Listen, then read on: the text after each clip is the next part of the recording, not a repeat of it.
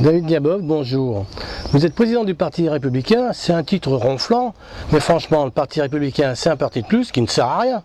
Le Parti républicain est le seul parti politique qui dit que toute taxe est un vol et que la loi est un contrat tutélaire. C'est-à-dire que c'est un contrat qui vous donne des obligations, mais que vous n'avez pas signé, mais qu'un homme politique a signé à votre place. LR est un parti ultralibéral qui remet en cause l'existence même de l'État.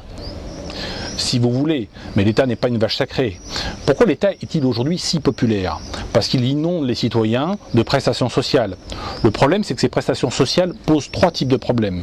Le premier problème, c'est celui de l'endettement massif de l'État. On est passé de 60 milliards d'euros de dette en 1981 à 1500 milliards d'euros aujourd'hui.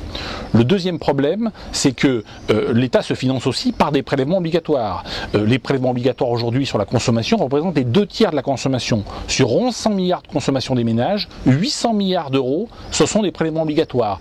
Les 2/3 sur 150 euros consommés, 100 euros de prélèvements obligatoires, 50 euros de produits ou de services. C'est catastrophique. Et puis, bien sûr, les prestations sociales, il en faut toujours plus. C'est une fuite en avant. Donc en réalité, c'est pas le Parti républicain qui remet en cause l'existence de l'État, c'est l'État qui se suicide. Si l'État se suicide, pourquoi voter républicain et pourquoi voter tout court ? Pourquoi voter républicain? Pourquoi voter tout court? Pour recréer les conditions de la croissance et de la sécurité civile. L'État aujourd'hui est un pompier pyromane qui cause beaucoup plus de problèmes qu'il n'en résout. L'État a inventé le chômage de masse par la réglementation et par la fiscalité, un chômage qu'il essaie de réguler, qu'il essaie de régler en créant le pôle emploi. Et ça ne fonctionne pas. L'État a inventé la bulle immobilière par la loi SRU, il construit des logements sociaux et on voit que ça ne fonctionne pas.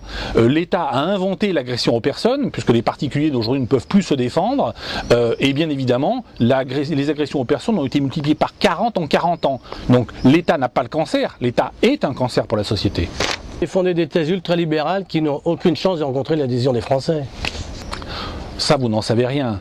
Vous savez, de plus en plus de Français vomissent l'État-providence qui ne sert qu'à leur vendre de la cocaïne sociale.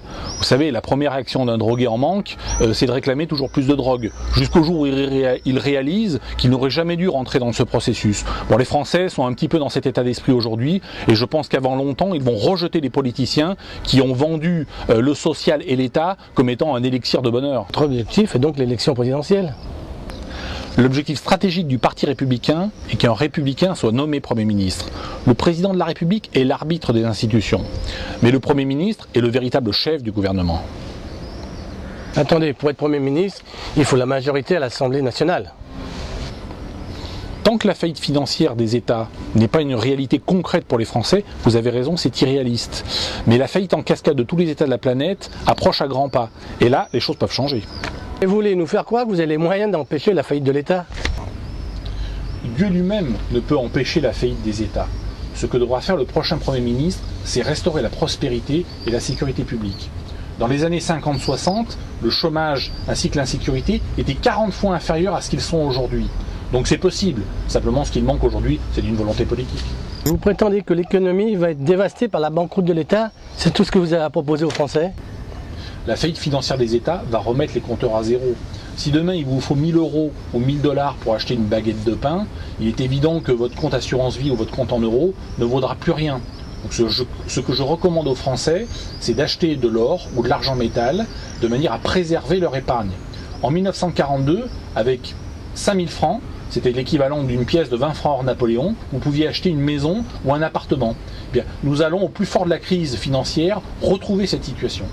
Vous n'avez pas peur que cette recommandation précipite la chute des monnaies papier? Non, les Français sont les premiers détenteurs d'or par habitant.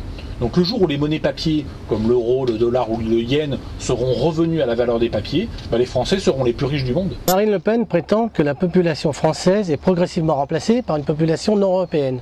Prétendez-vous que ce n'est pas le cas? Non, je ne dis pas que ce n'est pas le cas. Je dis que ce remplacement est le fait de l'État, qui a mis en place le regroupement familial, les allocations familiales, les allocations logement, les allocations de scolarité et la répression des mouvements identitaires. Vous ne faites pas partie de ces libéraux qui pensent que l'immigration est une chance pour la France. J'en conclus donc qu'une alliance avec le Front National est possible. En politique, tout est possible. Eh bien, David Diabov, merci. Merci à vous.